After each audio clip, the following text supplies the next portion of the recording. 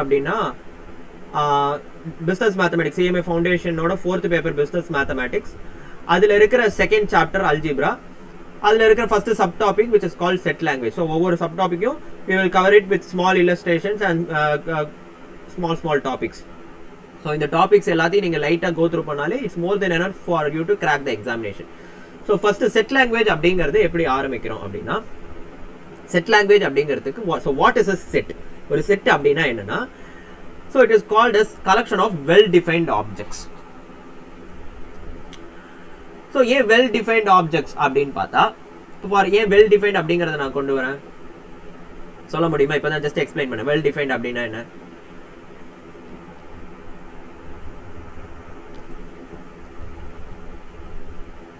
சொல்லுங்க. well defined இப்போ தான் எக்ஸ்பிளைன் பண்ணேன்.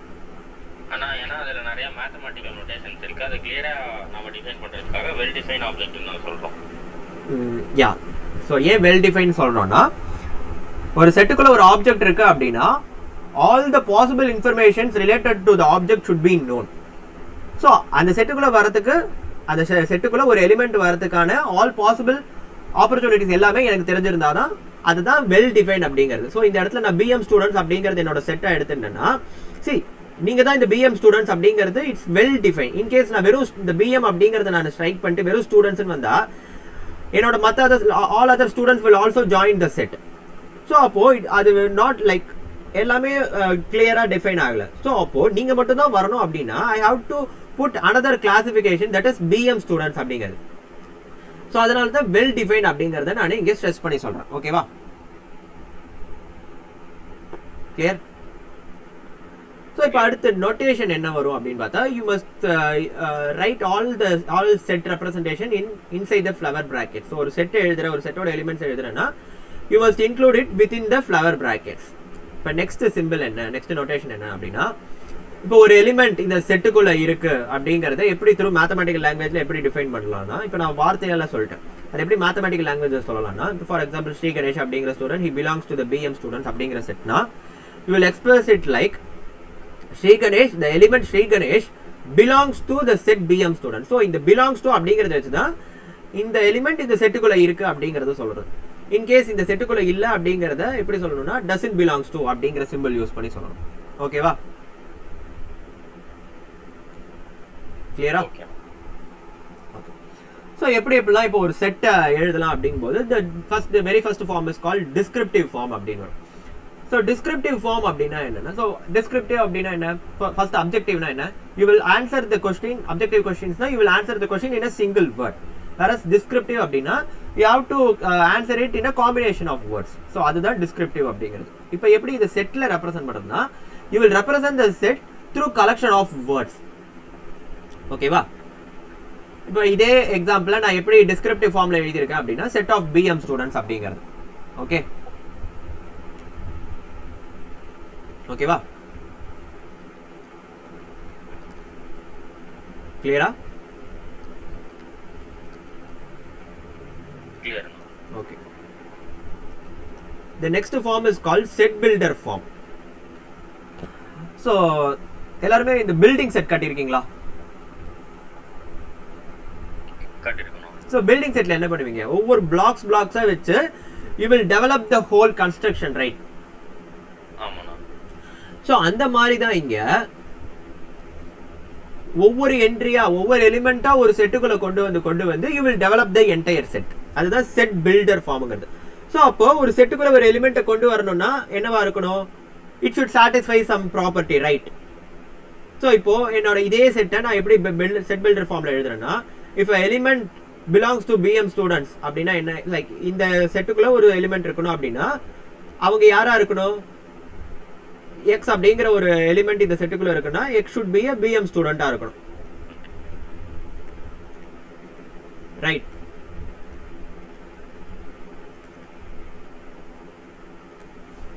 நெக்ஸ்ட் போலாமா?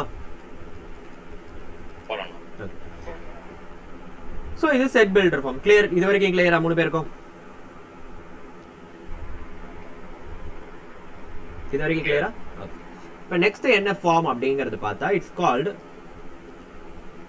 Roster form.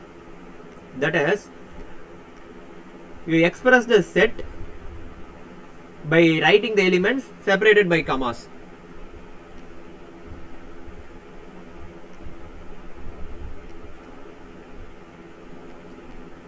புரியுதா? So இந்த மூணு like 3 forms of expressing a set புரியுதா? புரியுது. Okay. So இப்போ next உங்களோட புக்ல இருக்கிற இத அப்படியே லைட்டா go through பண்ணுங்க. எப்படி எப்படிலாம் like different types of sets என்னென்ன இருக்கு அப்படினு பார்த்தா the very first set is called as null set. அப்படினா என்ன? Which contains no element. ஓகேவா? ஓகே.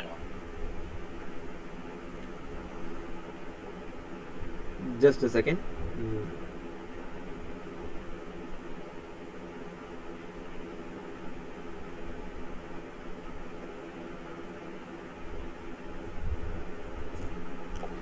Next null set க்கு அப்புறம் இதை எப்படி எக்ஸ்பிரஸ் பண்ணுவீங்க அப்படின்னா either இந்த சிம்பிள் யூஸ் பண்ணுவீங்க or you will use this symbol. ஓகேவா?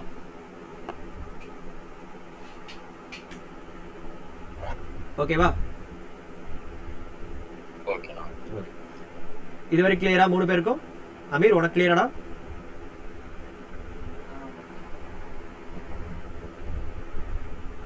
அமீர் புரியுதாப்பா? புரியுதுண்ணா.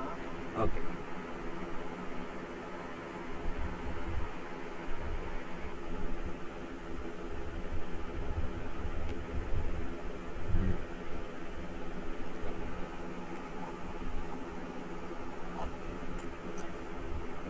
இப்போ எனக்கு ஒரு சின்ன டவுட். நான் நல் செட் அப்படிங்கறத இந்த மாதிரி எழுதலாமா?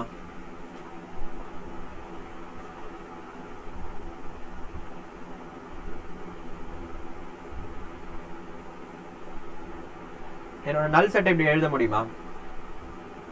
எப்படின்னா லைக் இப்போ either இப்படி எழுதலாம் இல்லனா இப்படி எழுதலாம்ங்கறத சொல்லிருக்கேன். இப்போ ரெண்டுத்தையும் சேர்த்து நான் எழுதலாமா? Is it right to express it in the form, in this form?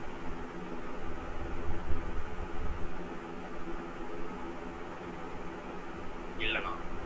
ஏன்? நான் ஏனா ஒண்ணா அந்த மாதிரி பண்ணனும் இல்ல டாட் பிராக்கெட் ரெண்டு பண்ணனும்.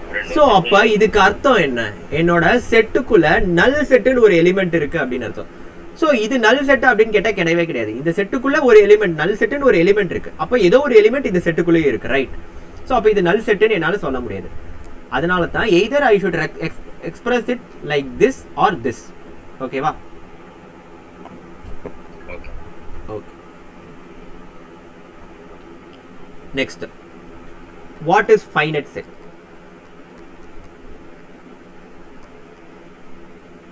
Finite set na if it contains finite number of elements.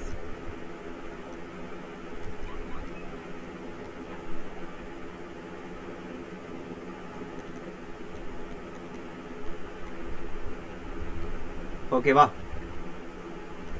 That is உன்னால கவுண்ட் பண்ற அளவுக்கான எலிமெண்ட்ஸ் இருந்தா that is called as finite set. So what is infinite set?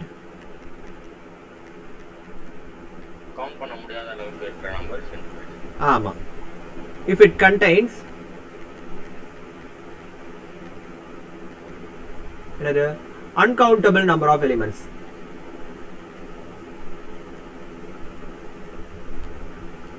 புரியுதா? சோ இப்ப இதுக்கு எப்படி எக்ஸாம்பிள் சொல்லலாம் அப்படின்னா number of people in India அப்படிங்கறது இன்ஃபினிட் செட்னு சொல்லலாமா?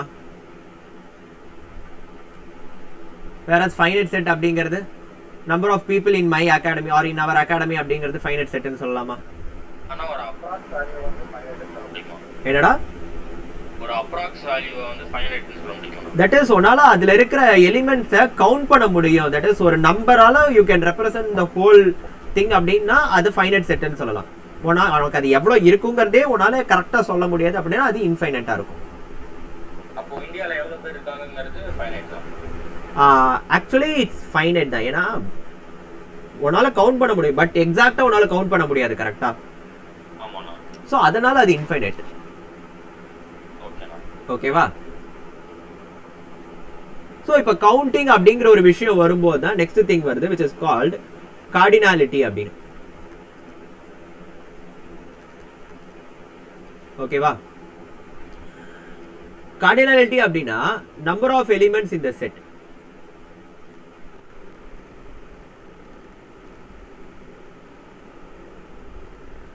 Okay.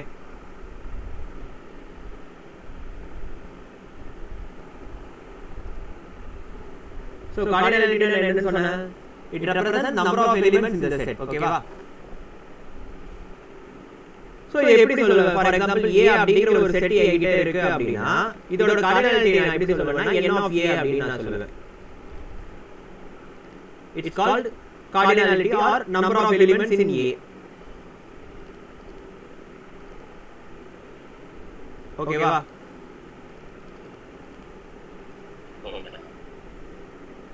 In case n of A அப்படிங்கிறது finite இருந்ததுனா it is called finite set. A is finite set. In case என்னோட n of A infinite இருந்ததுனா A is called infinite set. Okay வா? புரியுதா?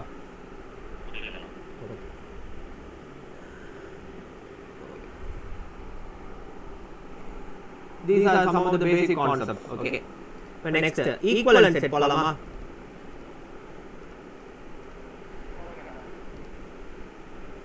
What do you mean by equivalent set?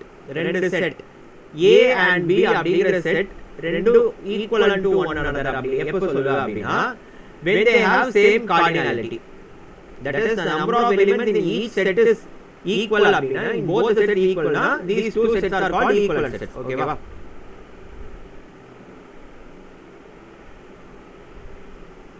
புரியுதா?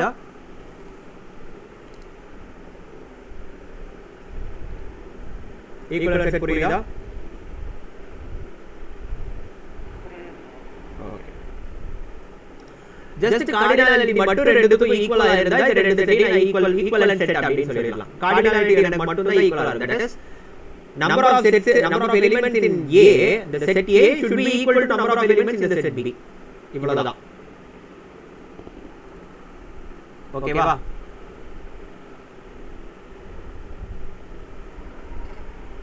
புரியுதா?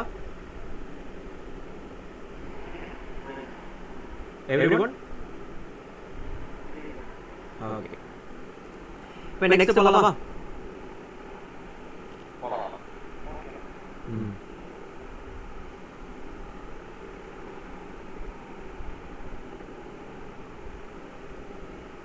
Next is equal set.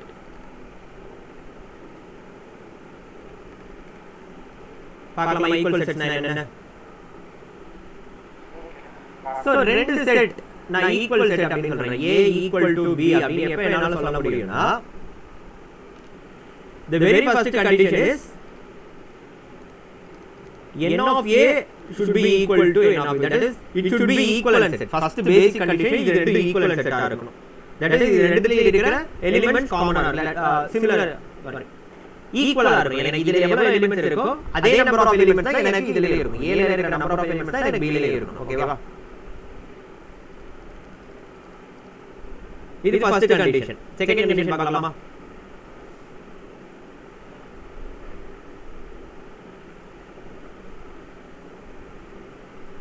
பார்க்கலாமா? The next thing is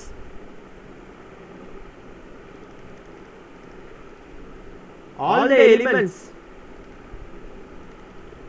of A should present in B.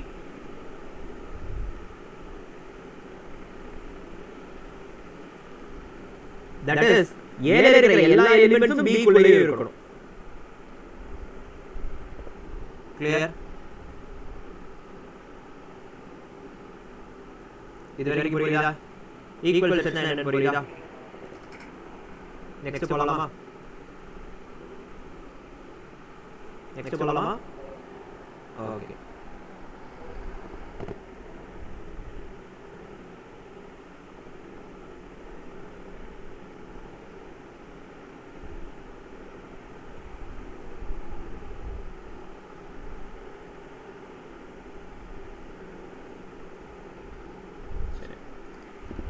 இப்போ next நம்ம பார்க்க போறது என்ன அப்படின்னா it's called another type of set called subset. subset அப்படிங்கிறது எப்படி சொல்லுவீங்கன்னா A is a subset of B இந்த சிம்பிள் வச்சு சொல்லலாம். ஓகேவா? எப்போ A like the set A எப்போ எனக்கு B க்கு subset அப்படி சொல்லலாம்? when the cardinality of A is less than or equal to the cardinality of B. in case less than or equal to symbol vanduna adu improper subset nu solvீங்க, less than symbol vanduna proper subset nu solvீங்க. Okay, இப்போ next இது மட்டும் இருக்கணுமா? கிடையாது. Next thing என்னன்னா A ல இருக்கிற எல்லா எலிமெண்ட்ஸும் B குள்ள இருக்கணும். தட் இஸ் போன டெஃபினிஷன்ல பார்த்த அதே திங் தான். all elements of A should present in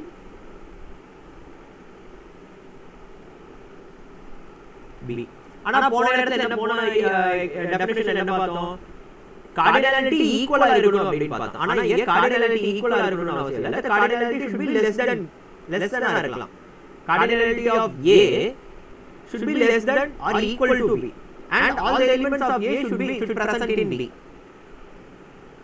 So for example A அப்படிங்கறத நான் எப்படி எடுக்கறேன்னா 1 2 3 4 அப்படி எடுக்கறேன் and B அப்படிங்கறத நான் எப்படி எடுக்கறேன்னா set of natural numbers.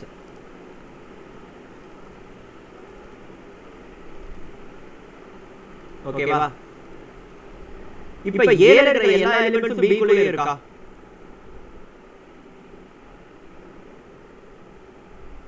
சொல்லுங்க, A ல இருக்கிற எல்லா எலிமெண்ட் B குள்ளே இருக்கா?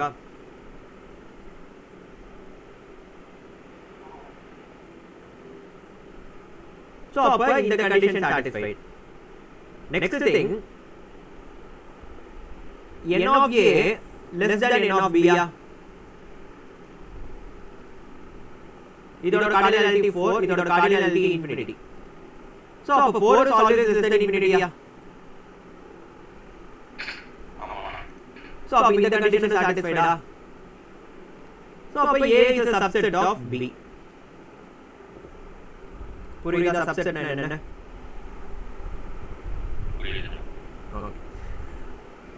So இப்படி just ஒரே ஒரு symbol போட்டா it is called proper subset. In case நான் இப்படி போடுறேன்னா it's called improper subset. ஓகேவா?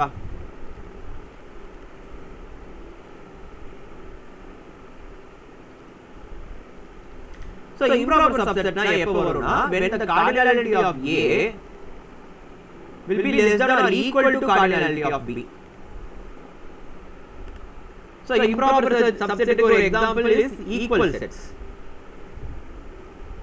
Clear?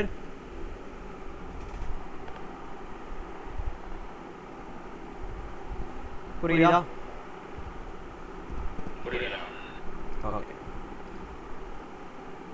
So இது வரைக்கும் okay. இப்போ next இருக்கிற type of set என்ன அப்படி பார்த்தா it's called power set. நம்ம power set னா என்ன? புரியுதா எல்லாருக்கும்? 3 பேருக்கும் புரியுதா? ஸ்ரீராம் உனக்கு? அமீர் உனக்கு? power set. Power set அப்படின்னா set of all subsets. It is called power set. For example, நான் A equal to 1 2 3 எழுதுறேன். இது வந்து எனக்கு ஒரு செட் இருக்குன்னு வெச்சுக்கோங்களேன். இப்போ null set இது இந்த செட்டுக்கு ஒரு சப்செட்டா? இதோட கார்டினாலிட்டி இதை விட கம்மியா தான் இருக்கு. இதோட கார்டினாலிட்டி என்ன? n of A என்னது? 3 ஆ? இதோட கார்டினாலிட்டி இதை விட கம்மியா தான் இருக்கு. and இது அப்போ null set அப்படிங்கிறது A ஓட ஒரு சப்செட்டா? சப்செட்டா? yes or no?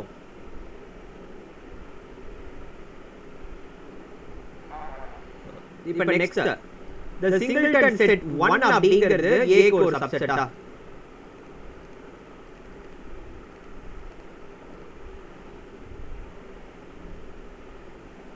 சொல்லுங்க இந்த சிங்கிள்டன் செட் A1 அப்படிங்கிறது இது A க்கு ஒரு சப்செட்டா similarly இது A க்கு ஒரு சப்செட் இந்த சிங்கிள்டன் செட் 3 அப்படிங்கிறது A க்கு ஒரு சப்செட்டா but next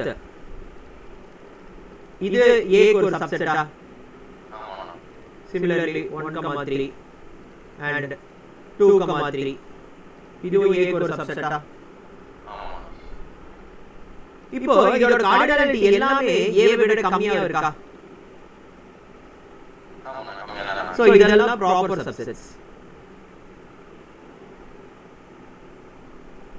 இப்போ நெக்ஸ்ட் இதுல இருக்கிற எலிமெண்ட்டும் இதுக்குள்ள இருக்கா and இதோட கார்டினாலிட்டி இதை விட less than or equal to இருக்கா சோ அப்ப இது இம்ப்ராப்பர் சப்செட் ஓகேவா இப்போ இது எல்லாத்தையும் நான் ஒரு செட்டா எழுதுறேன்னா this is called power set or P of A அப்படி சொல்லுவோம் புரியுதா பவர் செட்னா என்ன everyone ஓகே இப்போ பவர் செட்டுக்குள்ள எவ்வளவு எலிமெண்ட்ஸ் இருக்கும் பவர் இந்த இடத்துல பவர் செட்டோட எலிமெண்ட்ஸ் என்ன எனக்கு 8 எலிமெண்ட்ஸ் இருக்கா இப்போ in general பவர் செட்டுக்குள்ள எவ்வளவு எலிமெண்ட்ஸ் இருக்கும் அப்படினா n of p of a the number of elements in the power set will be equal to 2 power n of a where n of a அப்படிங்கிறது number of elements in a ஓகேவா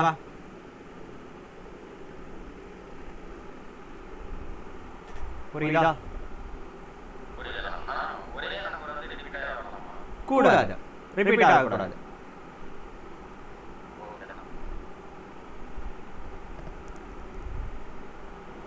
இதுவரை கிளியரா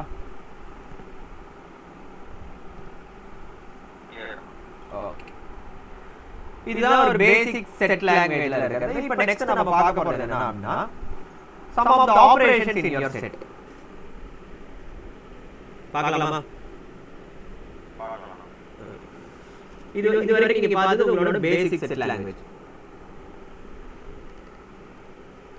இப்போ next பார்க்கறதுனா operations set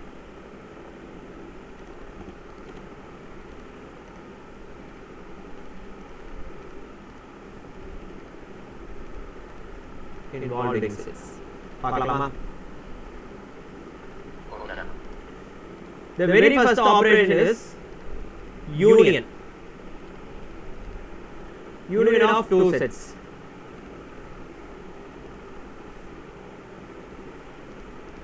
படிச்சிருக்கீங்களா union அப்படினா என்ன yeah that is இப்போ A ஒரு செட் இருக்கு B ஒரு செட் இருக்கு A யூனியன் B அப்படினா என்னன்னா set of all the elements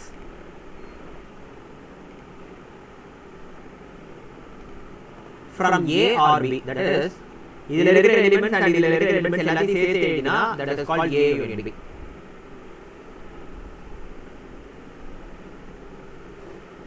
ஓகேவா சோ இப்போ ஒரு கிளாஸ் அப்படினு எடுத்துட்டா A அப்படிங்கறத மேல் ஸ்டூடண்ட்ஸ் B அப்படிங்கறத ஃபீமேல் ஸ்டூடண்ட்ஸ் எழுதுறேன்னு வெச்சுக்கோங்க இப்போ A யூனியன் B என்ன வரும் எனக்கு அந்த ஹோல் கிளாஸோட ஸ்ட்ரெngth கொடுக்குமா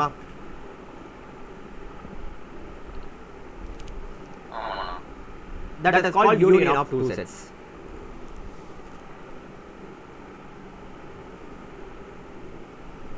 ஓகேவா இப்போ union of two sets like இதுக்கு ஒரு எக்ஸ்ட்ரா ஒரு ப்ராப்பர்ட்டி இருக்கு என்ன அப்படினா it satisfies commutative property அப்படி சொல்லுவோம் that is A union B will be equal to B union A first இதுல இருக்கிற எலிமெண்ட்ஸ் and இது அதுக்கு அப்புறமா இதுல இருக்கிற எலிமெண்ட்ஸ் எடுத்து எழுதினாலும் first B and next A எடுத்து எழுதினாலும் you will be landing in the same answer it is called commutative property ஓகேவா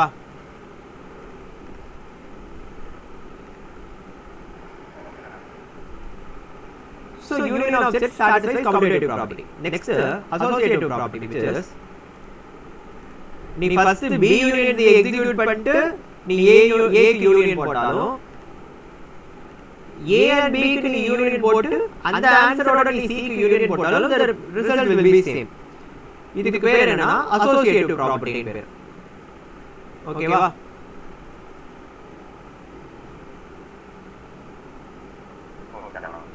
So union of sets satisfy associative property. Union என்ன புரியுதா? Okay.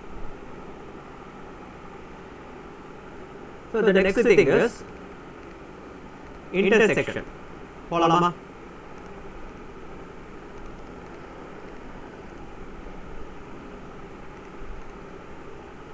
Intersection of two sets போலாமா?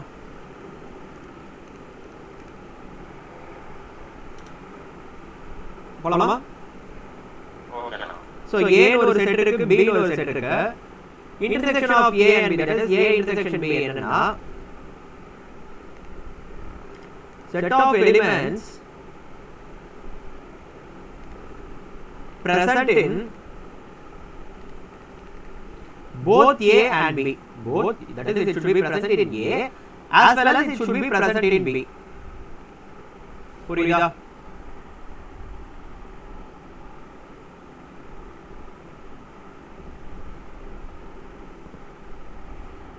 புரியுதா? So as we have seen in the union case, intersection also satisfies commutative property.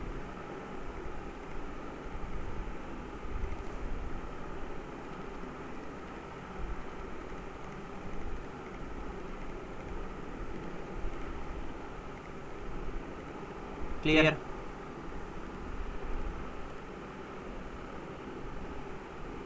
புரியுதா? Okay. இப்போ next மூணு பேர் புரியுதா? அமீர் உனக்கு புரியுதாப்பா?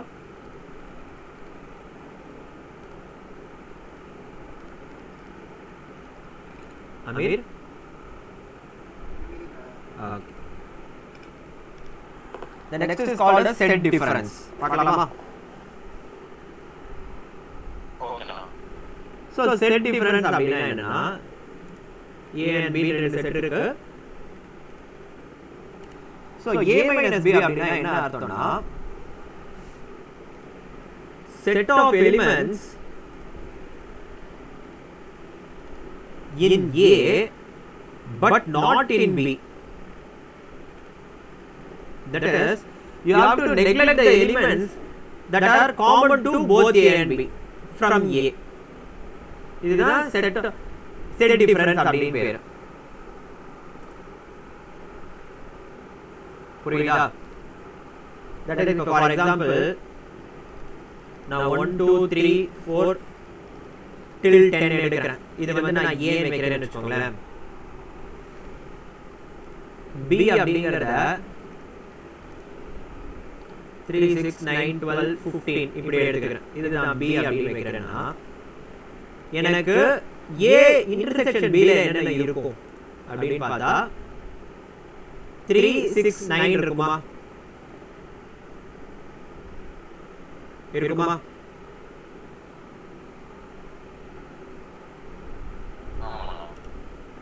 So A minus B அப்படினா என்ன அர்த்தம்னா you have to neglect these elements from A. So first இந்த எலிமெண்ட் எழுதுறியோ அந்த எலிமெண்ட் ஃபர்ஸ்ட் இந்த செட் எழுதுறியோ அந்த செட்ல இருந்து இந்த இன்டர்செக்ஷன் எலிமெண்ட்ஸ்லாம் you have to neglect.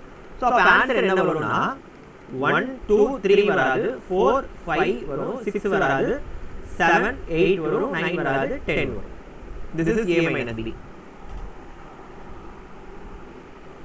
Whereas if B minus A என்ன? You have to neglect these common elements from B. அப்போ B minus A என்ன வரும்னா 3 வராது, 6 வராது, 9 வராது. You will be landing in 12 and 15. ஓகேவா? So இதிலே ஒரு விஷயம் என்ன தெரியுது? A minus B is not equal to B minus A. So commutative property satisfy பண்ணல. Similarly, A minus B minus C is not equal to A minus B minus. Okay, va? Okay, இது வரைக்கும் கிளியரா? Set difference doesn't satisfy commutative and associative property. The next operation is called symmetric difference. பார்க்கலாமா symmetric difference என்ன?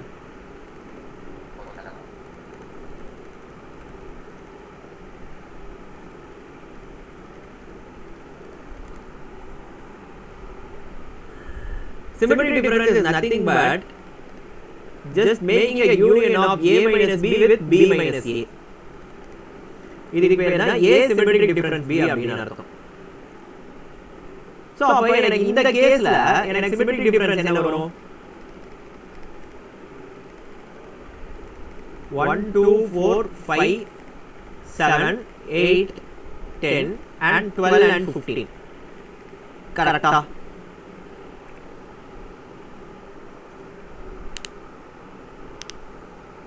Correct. Sriram. Amir. Amir, உனக்கு புரியுதா? Okay, இதுக்கு பேர் தான் symmetric difference அப்படி. Before that, I think I missed a type of set. That is called universal set.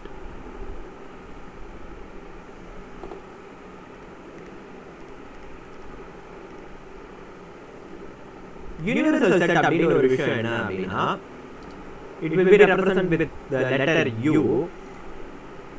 So universal set அப்படினா என்னன்னா, நீங்க கன்சிடர் பண்ற எல்லா செட்டுமே ஒரு செட்டுக்கு சப்செட் ஆயிருது அப்படினா that is called as universal set. புரியுதா?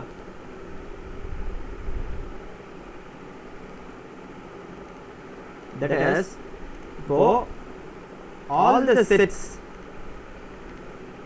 consider, இப்போ நீங்க உங்களோட லைக் ஏதாவது ஒரு ப்ராப்ளம் எடுக்கற, அதுல இருக்கிற எல்லா செட்டுமே ஒரு செட்டுக்கு சப்செட்டா இருக்கும்.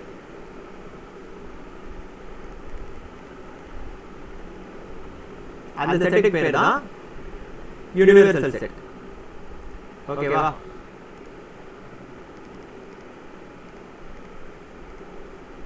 சோ இப்போ இத வச்சு நீங்க ஒரு ப்ராப்பர்ட்டி என்ன பார்க்க போறோம் அப்படினா, காம்ப்ளிமென்ட் ஆஃப் டூ செட்ஸ் அப்படினு பார்க்க போறோம்.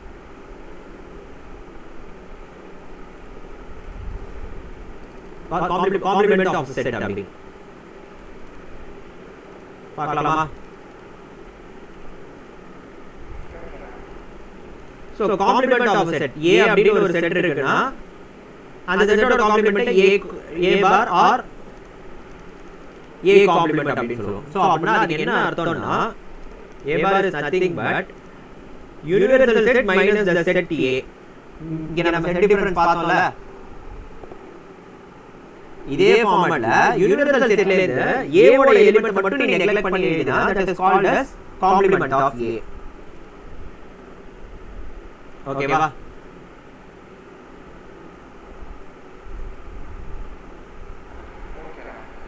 இவ்வளவுதான் செட் அப்படிங்கிறது. செட் லாங்குவேஜ்ங்கிறது இவ்வளவுதான்.